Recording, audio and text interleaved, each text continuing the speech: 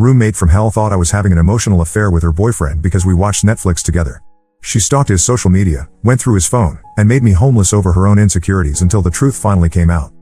I, 22F, have been living with my roommate Jessica, 21F, for about 8 months now. We found each other through a Facebook housing group when we both needed somewhere to live near campus. At first, things went really well between us. We had similar schedules, kept the apartment clean, and even hung out together sometimes on weekends. Jessica has been dating her boyfriend Connor, 23M, for almost 2 years. He's around our place pretty often, maybe 3 or 4 times a week. He usually comes over after his evening classes and stays until around 10 or 11. I've always been polite to him, made small talk when we crossed paths in the kitchen or living room, that sort of thing. Nothing more than normal roommate behavior with a roommate's boyfriend. The problem started about 6 weeks ago when Jessica got a part-time job at a local restaurant. She works Tuesday through Saturday evenings, which means she's gone from about 4 in the afternoon until close to midnight. Her new schedule coincided with Connor still coming over at his usual times. Since Jessica wasn't home, he'd hang around waiting for her to get back from work. The first few times this happened, I tried to give him space. I'd stay in my room or go to the library to study. But after about a week of this routine, Connor started knocking on my door asking if I wanted to watch something on Netflix or if I had any snacks he could have. I didn't think much of it. We were both just sitting around doing nothing, and it seemed normal enough to watch a movie together while waiting for Jessica. This became our regular routine on the nights Jessica worked. Connor would show up around 6, we'd order takeout or I'd make something for dinner, and we'd watch whatever was on Netflix or play video games. We talked about school, his major in engineering, my classes in psychology, normal stuff. Nothing inappropriate ever happened. We never sat particularly close to each other, never touched beyond maybe a high five when one of us won a game, never talked about anything personal or romantic. About 3 weeks into this routine, Jessica started making comments. She'd come home from work and find us watching TV, and she'd make jokes about how we looked like a couple sitting there together. At first, I thought she was just teasing, but the comments kept coming. She started asking me detailed questions about what Connor and I talked about when she wasn't home. She wanted to know if he ever mentioned her, if he seemed distracted or distant, if he acted differently when it was just the two of us. I tried to reassure her that nothing was going on. I told her we mostly just watched mindless shows and talked about homework. But Jessica's questions became more frequent and more pointed. She started timing how long Connor stayed after she got home from work. She'd count the number of empty takeout containers to see if Connor and I had eaten dinner together. She even asked me once if Connor had ever tried to hold my hand or sit closer to me on the couch. The situation got worse 2 weeks ago when Jessica came home early from work one night because the restaurant was slow. She walked in to find Connor and me playing a card game at the kitchen table. We were in the middle of a game of gin rummy that had been going on for about an hour. When Jessica saw us, she didn't say hello or ask why she was home early. Instead, she stood in the doorway staring at us for what felt like a full minute. Connor got up immediately and went to hug her, but Jessica stepped back. She asked him why he was playing cards with me instead of doing homework or watching for her to come home. Connor tried to explain that we were just passing time, but Jessica cut him off. She said she needed to talk to him privately and they went into her room. I could hear them talking in low voices for about 20 minutes before Connor left without saying goodbye to either of us. The next morning, Jessica confronted me while I was making coffee. She asked me point blank if I had feelings for Connor. I told her absolutely not, that I saw him as nothing more than her boyfriend who happened to be around sometimes. She said she didn't believe me because I was always finding excuses to spend time with him when she wasn't home. I pointed out that Connor was the one who knocked on my door and suggested hanging out, not the other way around, but Jessica said that didn't matter because I could have said no. Jessica then told me she thought I was being inappropriate with her boyfriend. She said normal roommates don't hang out with their roommate's boyfriend when the roommate isn't home. She said it looked bad and made her uncomfortable, and she wanted it to stop immediately. I agreed to keep my distance from Connor, even though I didn't think I'd done anything wrong. For the next week, I made sure to stay in my room whenever Connor came over. If I needed something from the kitchen or living room, I'd wait until I heard Jessica come home before leaving my room. But this created new problems. Jessica started complaining that I was being rude to Connor by ignoring him completely. She said he'd mentioned to her that I seemed to be avoiding him, and she wondered if there was some kind of drama between us that she didn't know about. I tried to explain that I was just doing what she'd asked me to do by staying away from Connor, but Jessica said I was being too obvious about it. She wanted me to be polite but not friendly, present but not available, normal but not too normal. I couldn't figure out what she actually wanted from me. Last week, things came to a head when Connor texted me directly. He sent me a message asking if I was okay because I seemed to be avoiding him. He said he hoped he hadn't done something to offend me and that he missed our conversations. I showed the text to Jessica immediately because I didn't want her to think I was hiding communication with Connor from her. Instead of being glad that I'd shown her the message, Jessica got upset that Connor had texted me at all. She said it proved that he was thinking about me when she wasn't around, and that our previous hangouts had meant more to him than just casual friendship. She demanded to see our entire text conversation history, which consisted of maybe 5 messages total over the past few months, all about practical things like whether I knew when Jessica would be home or if I'd seen his textbook that he'd left in the living room. Jessica spent that evening going through every message between Connor and me, analyzing each word. She decided that when Connor had texted me asking if I knew Jessica's work schedule, it meant he was trying to plan time alone with me. When he'd asked about his textbook, she said it was an excuse to start a conversation. She found hidden meanings in completely normal exchanges. After going through our messages, Jessica told me she'd been talking to her friends about the situation, and they all agreed that Connor and I were having an emotional affair. She said even though nothing physical had happened, the fact that we'd spent so much time together and enjoyed each other's company meant we'd crossed a line. She said her friends told her that roommates should never hang out one-on-one with their roommate's boyfriend under any circumstances. I tried to point out that Connor was the one who'd initiated our hangouts, and that I'd agreed to stop spending time with him the moment she'd asked me to. But Jessica said it didn't matter who started it because I should have known better. She said any woman would understand that spending time alone with someone else's boyfriend was inappropriate, regardless of the circumstances. The final straw came 3 days ago when Jessica accused me of dressing differently when Connor was coming over. She said she'd noticed that I put on makeup and wore nicer clothes on the nights she worked. I explained that I'd started a study group that met twice a week at the library, which happened to be on 2 of the nights she worked, and that's why I was more dressed up than usual. But Jessica said the timing was too convenient to be a coincidence. Jessica then told me she'd been documenting everything I did on the nights Connor came over. She had a list of what I wore, how long Connor and I spent in the common areas together, and what we ate for dinner. She'd been taking notes on our interactions for weeks without telling me. She showed me pages of observations written in a notebook, complete with dates and times. Looking at her notes felt invasive and weird. She'd written things like Maya wore her blue sweater that shows her figure and Connor laughed at Maya's joke about her professor for 30 seconds. She'd recorded how many times Connor and I made eye contact during conversations she'd witnessed, and whether she thought the eye contact lasted too long. Yesterday, Jessica announced that she'd given Connor an ultimatum. She told him he was no longer allowed to come over when she wasn't home, and if he needed to wait for her after work, he had to wait in his car or at the library. She also told him he wasn't allowed to text me anymore, even about practical roommate things. If he needed to communicate something to me, he had to go through her. Connor apparently didn't take this well. Jessica said he argued with her about the new rules, which she interpreted as proof that he actually did have feelings for me. She said if Connor really cared only about her, he wouldn't mind not being able to hang out with me anymore. The fact that he protested meant he was attached to me in an inappropriate way. Now Jessica wants me to move out. She said she can't trust me around her boyfriend, and that even with the new rules in place, she'll always wonder what's happening when she's not home. She's giving me until the end of next month to find a new place to live. She said she's already talked to a friend who wants to take over my part of the lease. I don't know what to do. I genuinely never had romantic feelings for Connor, and I don't believe he had feelings for me either. We were just 2 people hanging out because we were both bored and in the same place at the same time. I thought I was being a good roommate by keeping her boyfriend company when she couldn't be there. Now I'm being kicked out of my apartment because Jessica has convinced herself that Connor and I were having some kind of affair. Finding a new place to live in the middle of the semester is going to be really difficult and expensive. Most people already have their living situations figured out, and the few places available are either way out of my budget or in inconvenient locations far from campus. I'm also worried about losing my security deposit since I'll be breaking the lease early, even though Jessica's friend is willing to take over. I keep going back over everything that happened, trying to figure out if I actually did something wrong or if Jessica's accusations are completely unfounded. I can't think of a single moment when Connor and I crossed any kind of line, but Jessica is so convinced that something inappropriate happened that she's willing to blow up our living situation over it. Has anyone else been in a situation like this? Am I missing something obvious that would explain why Jessica is so suspicious? Or is she being unreasonable about a completely innocent friendship between her boyfriend and her roommate? Update 1: I wanted to update everyone on what happened after my original post. A lot of you told me that Jessica was being unreasonable and that I hadn't done anything wrong. Some people suggested that Jessica might be insecure about her relationship with Connor for other reasons. Unfortunately, things got much worse before I figured out what was really going on. After I posted originally, I decided to try talking to Jessica one more time before looking for a new apartment. I asked her if we could sit down and work through the situation because I didn't want to move out over what I still believed was a misunderstanding. Jessica agreed to talk, but she brought up the notebook again and started reading from her observations about Connor and me. She'd written down things that I didn't even remember doing. According to her notes, I'd allegedly complimented Connor's shirt on 3 separate occasions, laughed at his jokes 47 times in one evening, and asked him personal questions about his family and childhood.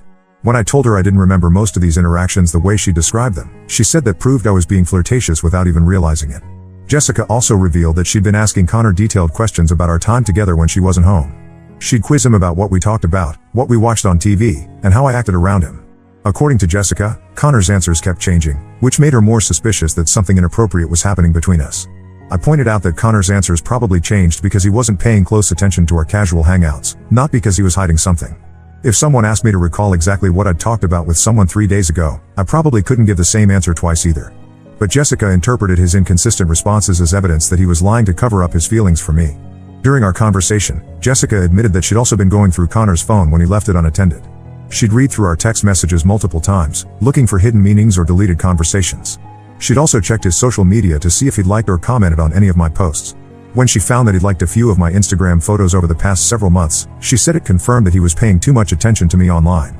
I tried to explain that liking someone's social media posts was normal behavior that didn't indicate romantic interest, especially when that person was his girlfriend's roommate who he saw regularly.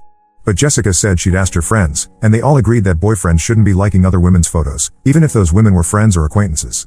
The conversation ended with Jessica saying she still wanted me to move out, but she was willing to give me an extra 2 weeks to find a place since I'd been cooperative about discussing the situation. She also said she appreciated that I'd been staying in my room when Connor came over, even though she still didn't trust me around him. Over the next week, I started looking at apartments and reaching out to people who might need a roommate. The process was just as difficult as I'd expected. Most places were either too expensive for my budget or required a longer lease than I wanted to commit to mid-semester. I found a few possibilities, but they all had significant drawbacks like being far from campus or having roommates who seemed problematic in different ways. During this week, Connor started texting me again despite Jessica's rule about not communicating with me directly. His messages weren't flirtatious or inappropriate. He mostly asked if I was really moving out and said he was sorry that Jessica's concerns about our friendship had gotten so out of hand. He said he'd tried to convince Jessica that nothing romantic had ever happened between us but that she wouldn't believe him. I didn't respond to most of Connor's texts because I didn't want to give Jessica more ammunition against me. But when he sent me a message saying he felt bad that I was having to move because of a situation he'd helped create, I replied briefly to tell him it wasn't his fault and that I understood Jessica's perspective even if I disagreed with it. 2 weeks after our conversation, Jessica announced that she'd changed her mind about giving me extra time to move out. She said Connor had confessed to her that he'd been texting me again, and she interpreted this as proof that he couldn't stay away from me even when she'd explicitly asked him not to contact me. She wanted me out by the original deadline she'd given me. I asked Jessica if she'd told Connor not to text me or if she'd just told me that he wasn't supposed to text me. It turned out that Jessica had never actually told Connor about the no contact rule.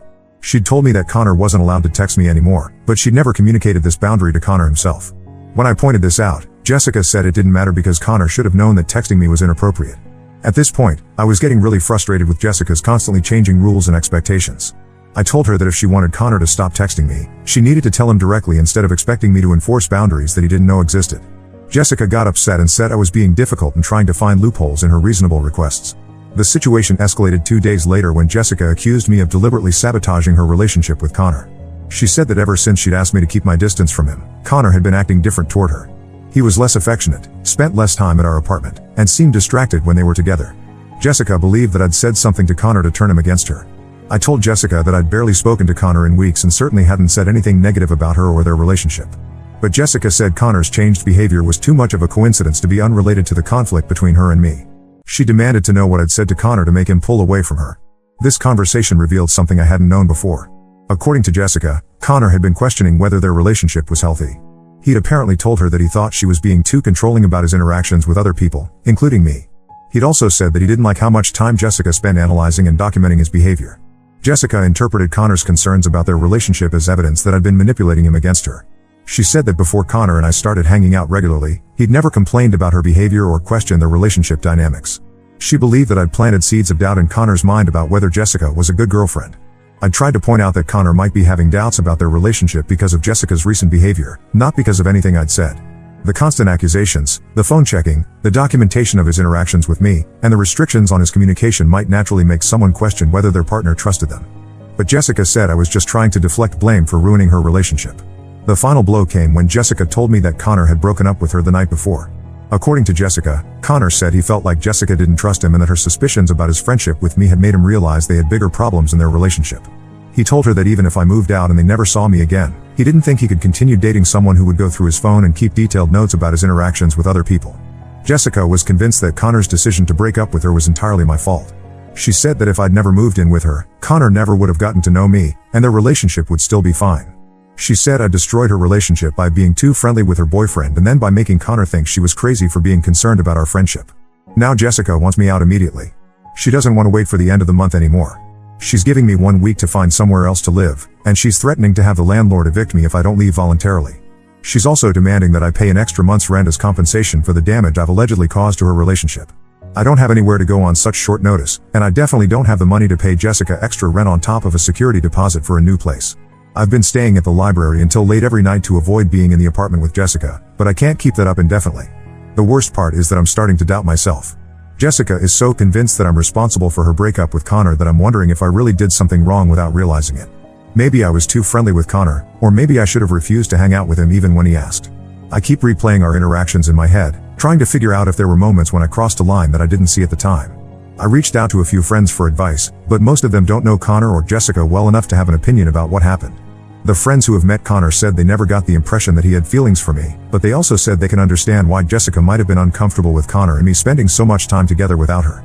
I'm not sure what to do next. I need to find a place to live immediately, but I also feel like there's more to this story that I'm not understanding. Jessica's reaction seems extreme even for someone who was genuinely concerned about her boyfriend's friendship with another woman. But I can't figure out what I might be missing. Update 2: I need to share what I discovered after my last update because it completely changed my understanding of everything that happened with Jessica and Connor. The truth was much more complicated than I originally thought, and I found out that I was only seeing a small part of what was really going on. After Jessica gave me 1 week to move out, I ended up crashing with a friend from my psychology program while I frantically looked for a permanent place to live. My friend Sarah had a studio apartment, so I was sleeping on her couch, but she was willing to let me stay there temporarily since I was obviously in a difficult situation. While I was staying with Sarah, she mentioned that she'd actually met Connor before at a party earlier in the semester. She said he'd seemed nice enough, but she remembered thinking it was weird that he'd spent most of the party complaining about his girlfriend. According to Sarah, Connor had told several people at the party that Jessica was possessive and paranoid, and that she constantly accused him of flirting with other women. This was the first time I'd heard that Connor and Jessica had been having problems before I ever started hanging out with him. Jessica had always made it seem like their relationship was perfect until Connor and I began spending time together. But according to Sarah, Connor had been unhappy with Jessica's behavior for months. Sarah's information made me realize that I might have been a convenient scapegoat for problems that already existed in Connor and Jessica's relationship. Maybe Jessica's suspicions about Connor and me weren't really about our friendship at all, but about her own insecurities that had been building up over time. I decided to reach out to Connor to get his perspective on what had happened. I knew Jessica wouldn't like me contacting him, but since she'd already kicked me out and they'd broken up, I figured it didn't matter anymore. I sent Connor a text asking if he'd be willing to meet for coffee so we could talk about the situation. Connor agreed to meet me, and when we sat down together, he immediately apologized for the role he'd played in my having to move out. He said he felt terrible that Jessica's suspicions about our friendship had resulted in me losing my housing situation. But then he told me things about his relationship with Jessica that I'd never known. According to Connor, Jessica had been accusing him of flirting with other women since almost the beginning of their relationship. Before me, she'd been suspicious of his female classmates, his co-workers at his part-time job, and even his female professors. She'd gone through his phone multiple times over the past year, not just recently like I'd thought. She'd also made him stop talking to several female friends because she thought they were interested in him romantically. Connor said that when he started hanging out with me while waiting for Jessica to get home from work, he was honestly just grateful to have a normal conversation with a woman without it turning into a big drama with Jessica. He said he'd initially planned to tell Jessica about our hangouts, but when she started making comments about us looking like a couple, he realized she was already suspicious and decided it was easier to just not bring it up. The part that really surprised me was when Connor told me that Jessica had been checking up on him in ways I'd never known about. She'd created fake social media accounts to follow his female friends and see if he was interacting with them online. She'd also started showing up at his workplace unexpectedly to see if he was talking to female customers or coworkers. Connor said Jessica's behavior had been escalating for months, but he'd been trying to manage it by avoiding situations that might trigger her jealousy. Connor also revealed that the notebook Jessica kept about my interactions with him wasn't the first time she'd documented his behavior. She'd previously kept similar notes about his interactions with other women, including detailed descriptions of conversations she'd overheard and observations about body language and eye contact. Connor said he'd found these notebooks by accident a few months earlier, but when he'd confronted Jessica about them, she'd convinced him that keeping track of his interactions with other women was a normal thing for girlfriends to do. The most disturbing thing Connor told me was that Jessica had been lying to him about conversations she'd had with me. Jessica had told Connor that I'd made several comments about thinking he was attractive and that I'd asked her personal questions about their relationship and their physical intimacy. According to Jessica, I'd also supposedly told her that I thought Connor and I had more in common than he and Jessica did. I never said any of those things to Jessica. In fact, I'd barely talked to Jessica about Connor at all except when she'd directly asked me questions about our hangouts. I'd certainly never made comments about finding him attractive or compared him to Jessica in any way. But Connor had been hearing for weeks that I'd been making inappropriate comments about him behind his back. Connor said that Jessica's claims about what I'd allegedly said had made him uncomfortable about our friendship, but he'd also been confused because my behavior toward him never matched what Jessica was telling him I'd said about him. He said he'd started to wonder if Jessica was exaggerating or misinterpreting innocent comments I'd made, but he hadn't wanted to accuse her of lying without proof. The final piece of the puzzle came when Connor showed me some text messages he'd received from Jessica after their breakup. In these messages, Jessica admitted that she'd been making up some of the things she'd told Connor about me. She said she'd been so worried about losing him to another woman that she'd felt justified in exaggerating the threat I posed to their relationship. In one message, Jessica wrote that she knew Connor and I probably weren't actually having an affair, but that she'd been afraid we might develop feelings for each other if we kept spending time together. She said she'd decided it was better to end our friendship before anything real happened between us, even if it meant stretching the truth about what she'd observed. Jessica also admitted in her text to Connor that she'd been dealing with anxiety about their relationship for months, but instead of talking to Connor about her insecurities, she decided to try to control his interactions with other women. She said she'd thought that if she could just eliminate the sources of her anxiety, their relationship would improve. Reading Jessica's messages made me realize that I'd been completely manipulated. Jessica had created a crisis in our living situation based on lies and exaggerations, and she'd convinced both Connor and me that we were partially responsible for problems that existed entirely in her own mind. She'd made Connor think I'd been flirting with him behind her back, and she'd made me think I'd been inappropriate without realizing it. Connor and I talked for almost 3 hours that day, comparing notes about what Jessica had told each of us and trying to piece together what had actually happened versus what Jessica had claimed was happening. By the end of our conversation, we'd figured out that almost everything Jessica had said about our interactions had been either exaggerated or completely fabricated. The irony was that Connor and I actually did get to know each other pretty well during that conversation, probably better than we'd ever gotten to know each other during all those evenings watching TV at the apartment. We discovered that we had similar senses of humor and similar perspectives on a lot of things. Under different circumstances, we might have become genuine friends. But we also both agreed that pursuing any kind of relationship, even a friendship, would be complicated given everything that had happened with Jessica. Connor said he was planning to focus on his studies and avoid dating for a while until he could process what he'd learned about Jessica's behavior. I was still dealing with the stress of finding permanent housing and didn't need additional drama in my life. After meeting with Connor, I considered confronting Jessica about the lies she'd told both of us. But I realized that there wasn't much point in having that conversation. Jessica had already shown that she was willing to manipulate situations to get what she wanted, and I didn't think confronting her would lead to any kind of meaningful resolution. Instead, I decided to focus on moving forward with my life. I'd found a small one-bedroom apartment that I could afford on my own, and I was scheduled to move in the following week. The apartment was further from campus than I would have preferred, but it was clean and safe, and I wouldn't have to deal with roommate drama anymore. I did end up losing my security deposit from the apartment I'd shared with Jessica, as I'd expected. Jessica claimed that I'd broken the lease by moving out early, even though she'd been the one who'd demanded that I leave. I could have fought her on it, but I decided it wasn't worth the additional stress and conflict. The whole experience taught me a lot about how people can manipulate situations by controlling the information that different parties have access to. Jessica had been able to create conflict between Connor and me by telling each of us different things about what the other person had said or done. Neither of us had thought to compare notes until after the damage was already done. I also learned that sometimes people create drama in their relationships as a way of avoiding dealing with their own underlying issues. Jessica's real problem wasn't that Connor was flirting with other women, but that she had anxiety and trust issues that she wasn't addressing directly. Instead of working on those issues, she tried to control Connor's behavior to manage her own emotions. The situation with Jessica and Connor ended up being a valuable learning experience for me, even though it was stressful and expensive at the time. I'm more aware now of red flags in relationships and living situations, and I'm better at setting boundaries when people try to involve me in their personal drama. Update 3: I wanted to post one final update to close out this whole situation with Jessica and Connor. A lot has happened over the past few months, and I think people who followed my story deserve to know how everything turned out in the end. First, the practical stuff worked out better than I expected. The one-bedroom apartment I moved into turned out to be perfect for me. It's smaller than what I had with Jessica, but I love having my own space without having to worry about roommate drama. The commute to campus is longer, but I actually enjoy the walk most days, and it gives me time to listen to podcasts or just think. I never got my security deposit back from Jessica, despite sending her several polite messages asking about it. She kept saying she was waiting for the landlord to assess any damages to the apartment, but I'm pretty sure she just kept the money.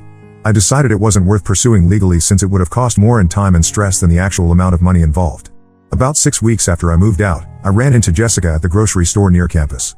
She acted like nothing had ever happened between us and tried to make small talk about my new apartment and how my classes were going. When I gave her short, polite answers, she asked if I wanted to get coffee sometime to catch up properly. I told Jessica that I didn't think getting coffee was a good idea given everything that had happened between us. She seemed genuinely surprised by my response and said she hoped I wasn't still upset about the misunderstanding with Connor. She called it a misunderstanding, like the whole situation had been some kind of innocent mix-up rather than her deliberately lying and manipulating both Connor and me. I didn't see any point in rehashing the details of what had happened, so I just told Jessica that I preferred to keep our interactions minimal and polite if we ran into each other around campus. She looked hurt by this, but she accepted it without arguing. Connor and I stayed in touch occasionally over the following months, but we kept our communication pretty limited. We'd text each other maybe once every few weeks, usually about something school-related or to share a funny meme that reminded one of us of a conversation we'd had. We never hung out in person again after that coffee meeting where we'd compared notes about Jessica's behavior. I think both Connor and I understood that while we might have been friends under normal circumstances, our relationship would always be complicated by the history with Jessica. It wasn't worth the potential drama, especially since we were both trying to move forward from that whole situation. In March, Connor texted me to let me know that Jessica had been contacting him again. She'd been sending him messages apologizing for her behavior during their relationship and asking if they could meet to talk about getting back together. Connor said he'd been ignoring most of her messages, but Jessica had started showing up at places where she knew he'd be, like the library and the campus coffee shop where he liked to study. Connor asked if Jessica had been contacting me too, but she hadn't. I told Connor that he should probably be direct with Jessica about not wanting to reconcile rather than just ignoring her messages, since ignoring someone can sometimes make them more persistent. Connor said he'd already told Jessica several times that he wasn't interested in getting back together, but she kept insisting that they could work through their problems if he'd just give her another chance. A few weeks later, Connor updated me that Jessica's attempts to contact him had escalated. She'd started following him around campus and showing up at his apartment building. She'd also been asking mutual friends for information about his schedule and whether he was dating anyone new. Connor said he was considering talking to campus security about Jessica's behavior because it was starting to interfere with his daily routine. I suggested that Connor document Jessica's attempts to contact him in case he needed to file a formal complaint. I also recommended that he tell Jessica's friends what was happening, since they might be unknowingly helping her by providing information about his whereabouts. Around this same time, I heard through mutual acquaintances that Jessica had been telling people her own version of what had happened between the three of us. According to Jessica's version, Connor and I had been having an emotional affair that eventually turned physical, and she'd been the victim of our deception. She was apparently telling people that she tried to be understanding about Connor's friendship with me, but that we'd taken advantage of her trust. Jessica's version of events was completely false, but I realized that there wasn't much I could do to correct the record without getting drawn back into drama that I'd been trying to avoid. I decided to focus on my own life and let people think whatever they wanted to think about a situation they hadn't actually witnessed. The rumors Jessica was spreading didn't affect me much since most of my close friends knew the real story, and I didn't care what acquaintances or strangers thought about my personal life. But I did feel bad that Connor was dealing with people questioning his character based on Jessica's lies. In April, the situation with Jessica came to a head when she tried to force a confrontation with Connor outside his apartment building. According to Connor, Jessica had been waiting by his car when he came home from class, and she demanded that he explain why he was refusing to work on their relationship. When Connor tried to walk away from the conversation, Jessica had grabbed his arm and refused to let him leave. Connor ended up calling campus security, and Jessica was given a formal warning about harassment. The security officer apparently told Jessica that any further attempts to contact Connor without his consent would result in more serious consequences. Connor said that Jessica had seemed shocked that he'd involved campus authorities, like she genuinely hadn't realized that her behavior had crossed a line. Since the incident with campus security, Jessica hasn't contacted Connor or shown up anywhere he's likely to be. Connor thinks she finally understood that he was serious about not wanting to reconcile and that continuing to pursue him would only get her in more trouble. I haven't had any direct contact with Jessica since our brief encounter at the grocery store, but I heard from a mutual friend that Jessica ended up moving back home with her parents for the rest of the semester. Apparently, she'd been struggling academically and emotionally, and her parents thought it would be better for her to take some time away from campus. Looking back on the whole situation, I'm glad that everything worked out the way it did, even though it was stressful and expensive at the time. Living alone has been really good for me, and I've learned a lot about setting boundaries and recognizing manipulative behavior before it gets out of hand.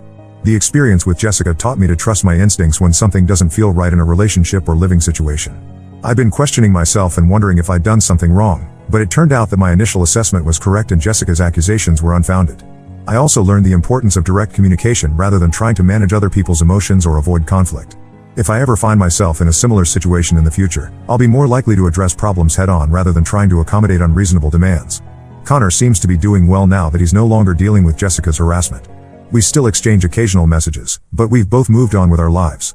He's been focusing on his engineering coursework and has started dating someone new, according to mutual friends. As for Jessica, I hope she's getting the help she needs to address whatever underlying issues led to her behavior during our time as roommates. Her actions caused real harm to multiple people, but I also recognize that she was probably struggling with anxiety and insecurity that she didn't know how to handle in a healthy way. I don't have any desire to reconnect with Jessica or to try to repair our friendship. Too much happened for us to go back to being normal roommates or friends. But I also don't hold any grudges against her. The whole situation is just part of my past now, and I'm focused on moving forward. For anyone who might find themselves in a similar situation, my advice would be to document everything, talk to trusted friends about what's happening, and don't let someone else's insecurities dictate your behavior if you know you haven't done anything wrong. It's also important to recognize when a living situation or relationship has become unhealthy and to prioritize your own well-being over trying to fix someone else's problems. The past few months have been much more peaceful than the drama-filled period when I was living with Jessica. I'm doing well in my classes, I've made some new friends, and I'm enjoying having control over my own living space. Sometimes difficult situations end up leading to better outcomes than you could have imagined at the time. Now let's move to the next story. Story 2. I found a $3,000 jewelry receipt in my husband's coat. That's how I discovered he had been living a complete double life for 3 years with another woman. I, 32F, have been married to my husband Brock, 35M, for 8 years. We met at our mutual friends Mike and Sarah's wedding, where he was the best man and I was one of the bridesmaids. I remember that day clearly. I was helping Sarah with her dress when Brock walked in looking for Mike. He apologized for interrupting, but ended up staying to chat with us for almost an hour. He was charming, successful, and seemed like the perfect gentleman. There was something about his confident yet kind demeanor that drew me in immediately. After the wedding, we started running into each other more frequently at our friends' gatherings. Brock always made an effort to talk to me, and soon we began dating. He worked as a regional sales manager for a large pharmaceutical company, a job he had held for 5 years before we met. His career was flourishing, and he took pride in his success. We dated for 2 years before getting married in a beautiful ceremony surrounded by our loved ones. The early years of our marriage were wonderful. We bought a lovely home in a nice neighborhood, and 2 years later, we were blessed with twin daughters, Emma and Sophie. Being a pediatrician myself, I took a 3-month maternity leave to care for them. Brock was incredibly supportive during this time, helping with night feeds and diaper changes whenever he was home. His job required frequent travel to different cities in our region. He would be gone 2 to 3 days every week, sometimes longer if there were important meetings or conferences. I never questioned his work schedule because the job paid well and helped us maintain a comfortable lifestyle. Plus, whenever he was home, he was an attentive father. He never missed the girls' dance recitals, school events, or doctor appointments. He would spend weekends playing with them in our backyard, teaching them to ride their bikes, or helping them with their homework. Brock was also thoughtful in our relationship. He remembered anniversaries, planned surprise date nights, and often brought home small gifts from his business trips. The only strain in our marriage was his frequent absence, but I understood it was part of his career. I had my own busy schedule at the pediatric clinic, and between our careers and raising the twins, life was hectic but satisfying. Last month changed everything. I was cleaning our home office, something I rarely did since it was primarily Brock's workspace. While organizing his desk, I found a receipt from Cartier tucked into the pocket of his coat that was hanging on the chair. The receipt was for a diamond necklace worth $3,000, dated just 2 weeks before. I was confused because I hadn't received any jewelry from him recently, and our anniversary wasn't for another 6 months. When Brock came home that evening, I casually asked about the receipt. He seemed startled for a moment but quickly composed himself, saying it was an early birthday gift for his mother. The explanation made little sense. His mother's birthday was 6 months away, and in the 8 years I'd known her, she had never worn expensive jewelry. She was a practical woman who preferred simple accessories from local craft fairs. That night, I couldn't sleep. Something about his reaction bothered me. I kept thinking about small changes in his behavior over the past few months. He had been more protective of his phone, often taking calls in another room, and spending more time in his home office with the door locked. He claimed it was due to confidential work matters, and I had trusted him. While he was sleeping, I went to his office and opened his work laptop. I know accessing someone's private computer isn't right, but my instincts were screaming that something was wrong. His email was already logged in, and what I found made my world collapse. There were hundreds of emails between him and a woman named Kathy, going back 3 years. The emails contained intimate conversations, photos of them together, and detailed plans of their meetups. Kathy lived in Sacramento, one of the cities Brock frequently visited for work. They had been seeing each other during his supposed business trips. As I read through their correspondence, I felt physically sick. Brock had created an entire alternate life in Sacramento. He had rented a luxury apartment there under his name, where they would meet. He went by his middle name, James, and had told everyone, including Kathy, that he was a divorced father from Seattle with shared custody of twin daughters. This explained his weekly absences. He had used his actual work travel to establish a routine that wouldn't raise suspicions with either me or Kathy. The diamond necklace was a birthday gift for her. There were emails discussing how much she would love it. I found pictures of them celebrating Christmas together during a business conference, vacationing in Hawaii when he was supposedly at a sales training, and attending family events with her relatives. He had integrated himself into her life completely, meeting her friends, participating in her family gatherings, and planning a future together. The most devastating discovery came near the end of my search. Recent emails revealed that Kathy was 4 months pregnant with their first child. Brock had been ecstatically planning their future, looking at houses in Sacramento where they could finally live together permanently once his custody arrangement with his ex-wife, me, was sorted out. There were messages about nursery designs, baby names, and plans for their life as parents. I spent the entire night copying every email, photo, and document to my personal drive. I took screenshots of bank statements showing transfers to their joint account and saved copies of the apartment lease. By morning, I had compiled an extensive record of his deception. After Brock left for work, I found Kathy on social media and sent her a message. I introduced myself as Brock's wife and attached our marriage certificate, recent family photos, and pictures of our life together. I explained everything, that Brock wasn't divorced, that he lived with me and our daughters full time, and that their entire relationship was built on lies. Kathy called me within minutes, sobbing uncontrollably. She had no idea Brock was married.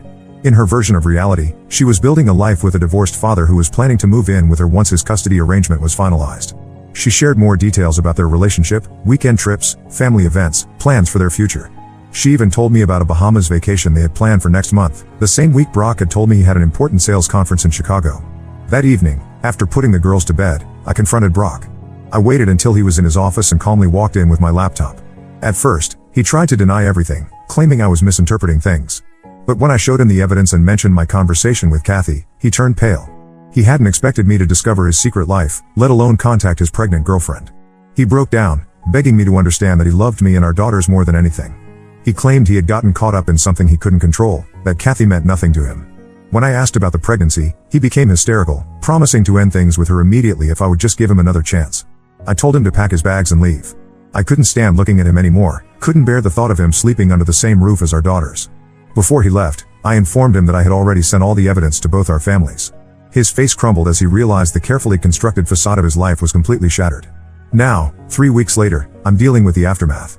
Brock's family is pressuring me to forgive him, saying that exposing his affair to everyone was cruel and unnecessary. They argue that I should think about our daughters and try to keep our family together. His mother even suggested that since Kathy is pregnant, we could work something out for the sake of all the children involved. But how can I forgive someone who lived a double life for years? Who was planning to abandon his family for his pregnant mistress? Who lied not just to me, but to everyone around him?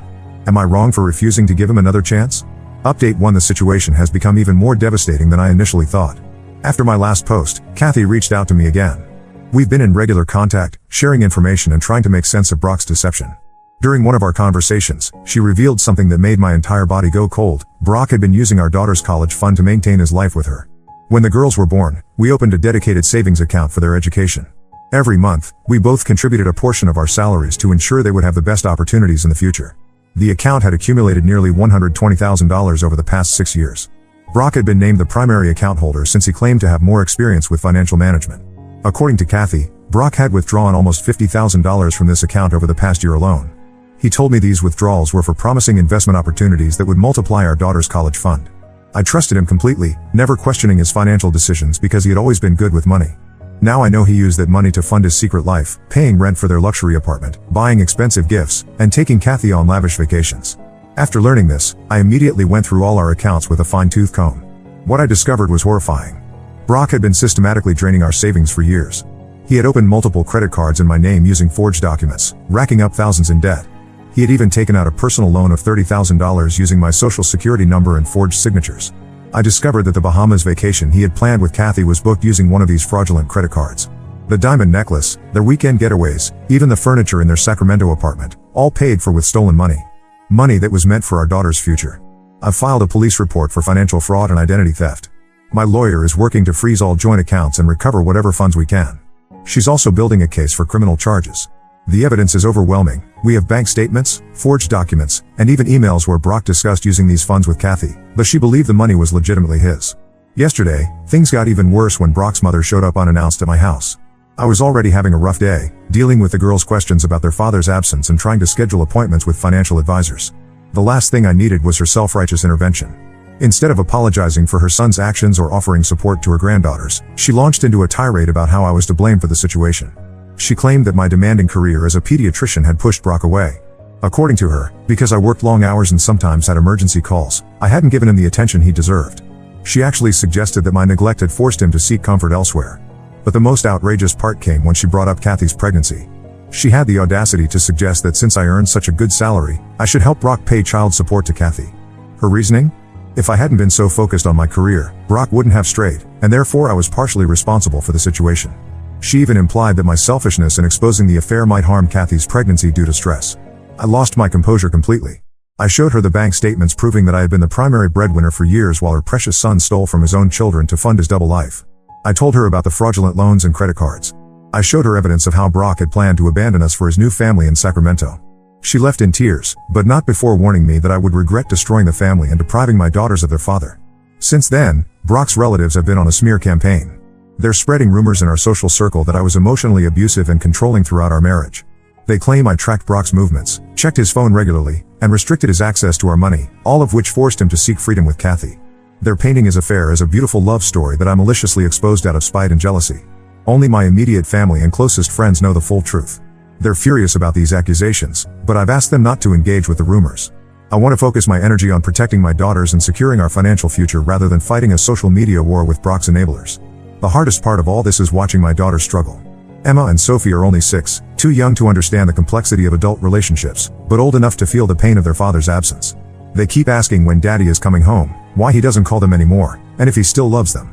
Brock hasn't made any effort to see them since I kicked him out. He's too preoccupied with Kathy's pregnancy and trying to damage control his reputation. I'm trying to maintain their routine and provide stability, but some days it feels impossible. Last night, Sophie cried herself to sleep clutching a photo of Brock, and Emma has started having nightmares. The child psychologist says this is normal behavior for their age, but it breaks my heart to see them suffering because of their father's selfishness.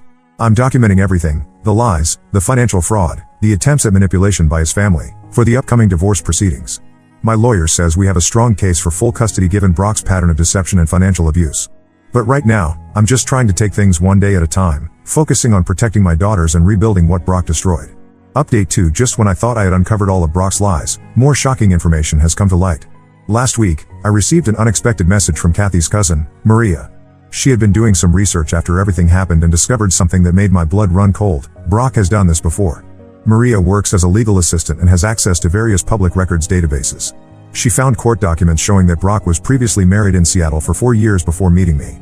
His first wife, Alexandra, had filed for divorce after discovering his affairs with multiple women.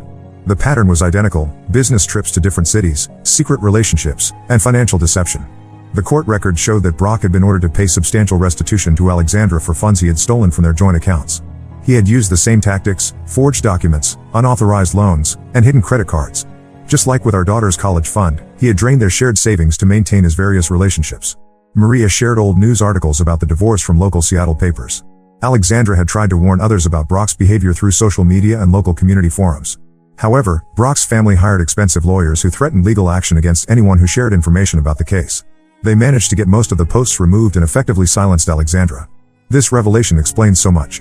When we first met, Brock told me he had moved to our city from Seattle for a career opportunity. He never mentioned living there with a wife. His family, who had always portrayed him as the perfect son who had never been in a serious relationship before me, must have known about his first marriage. They helped him hide it and watched silently as he married me under false pretenses.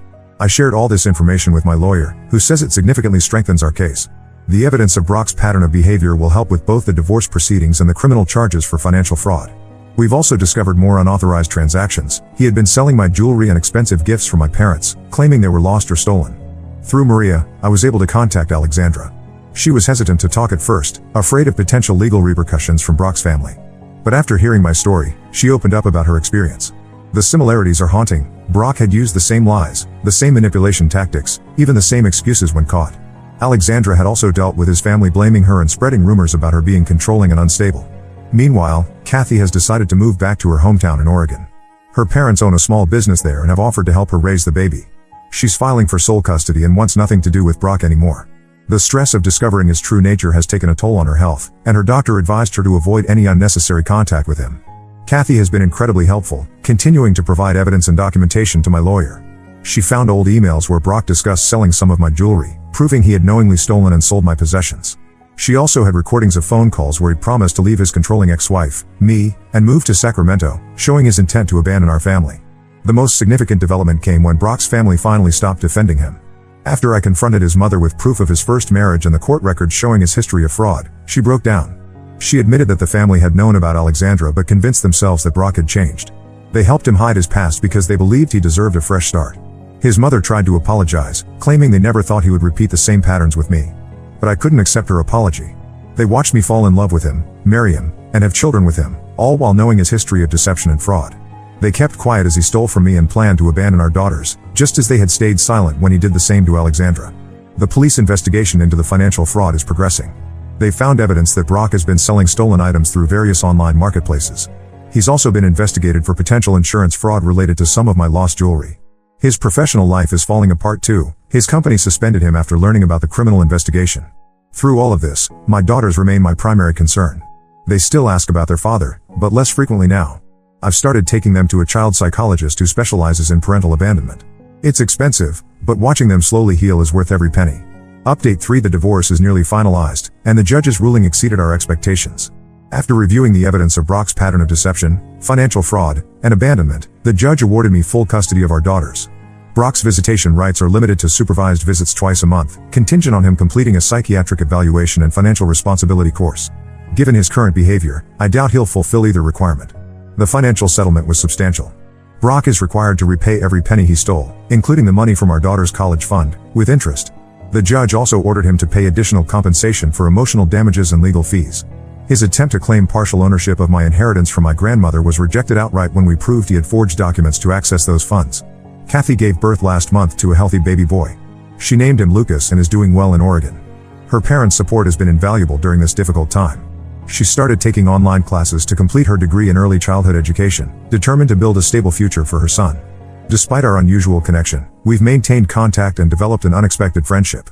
She sends me updates about Lucas and her new life, and I'm genuinely happy that she's found peace away from Brock's chaos. Surprisingly, she's met someone new, a local teacher who knows her full story and accepts her situation. He's been wonderfully supportive of her and Lucas. It's heartening to see her rebuild her life after everything Brock put her through. She's also helping with the ongoing criminal investigation into Brock's financial crimes, providing additional evidence as she discovers it. Alexandra, Brock's first wife, has become an unexpected source of support. After our initial contact through Maria, she's been helping me navigate the legal system and sharing insights from her own experience with Brock's manipulation tactics. She's now happily remarried and living in California, but the trauma of her marriage to Brock had lasting effects on her life. She had to rebuild her credit and financial stability from scratch, just as I'm doing now. I've completely cut contact with Brock's family. Their recent attempts at reconciliation feel hollow after learning they knowingly let him deceive another woman after Alexandra. His mother still occasionally tries to reach out through mutual friends, claiming she wants to maintain a relationship with her granddaughters. But I can't trust people who enabled his behavior not once, but twice. Emma and Sophie are adapting better than I expected. The therapy is helping them process their feelings about their father's absence. They still have difficult days, especially when they see their friends with their dads, but they're showing remarkable resilience. Their grades have improved, and they've started making new friends at school. The child psychologist says their progress is exceptional given the circumstances.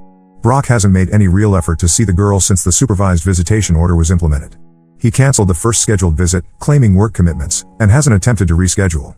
His child support payments for both our daughters and Lucas are already behind, leading to additional legal proceedings. The last I heard, he's been staying with a friend since losing his job and apartment. As for me, I'm focusing on rebuilding our lives. I've sold our house, too many painful memories, and bought a smaller but cozier home closer to my parents. I've returned to full-time work at the pediatric clinic, and my colleagues have been incredibly supportive. The girls love their new school, and we're slowly developing new routines and traditions as a family of 3. Sometimes I catch myself wondering how I missed the signs, how I let myself be deceived for so long. But then I remember that Brock didn't just fool me, he fooled everyone around him. He's a skilled manipulator who had years of practice perfecting his deception. The best revenge isn't dwelling on the past but moving forward and creating a better life for my daughters and myself. That's exactly what we're doing, one day at a time.